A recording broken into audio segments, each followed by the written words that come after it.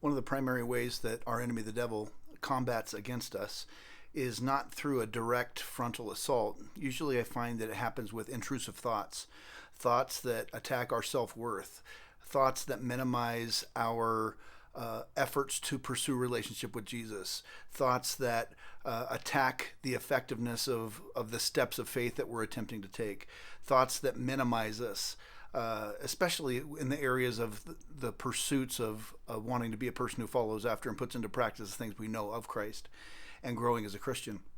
And a lot of the time, you may hear things along the lines of, what you're doing, it doesn't make a difference, it doesn't matter, and you're being so fake, and I can't believe that what you're even trying to do this. You should just quit because there's no way you're making any sort of difference in your life, let alone in your life for God. And I got to tell you, you can recognize the enemy's voice very easily when he is attacking us in this way because he's tearing us down, and it's so opposite of the way God speaks to us. There's a scripture in Matthew chapter 12 that refers to Jesus. It's a fulfillment of what was written by the prophet Isaiah about how Jesus deals with us. He deals with us with compassion. He deals with us with grace.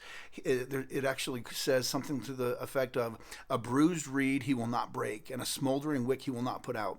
That means even at our most vulnerable, when we're the weakest, when we're most vulnerable to being broken, when we're barely letting our light shine, he doesn't come in harshly and squish us. He doesn't come in strongly and wipe us out. Instead, he comes alongside and strengthens and builds us up and encourages us.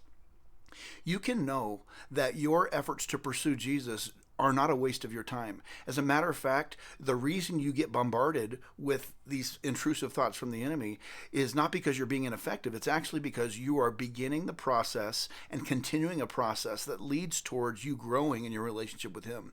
And our enemy, the devil, the enemy of our soul, does not want us to grow in our relationship with the Lord.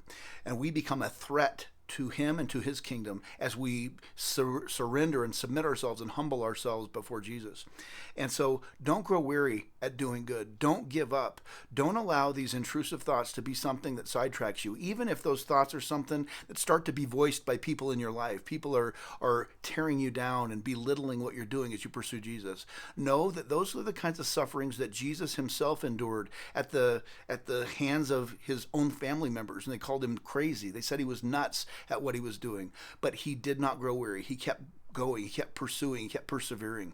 And you can know that as you persevere and pursue Jesus and put into practice what you know to do today and do today well, you will find that God is with you, he will strengthen you, and you will grow.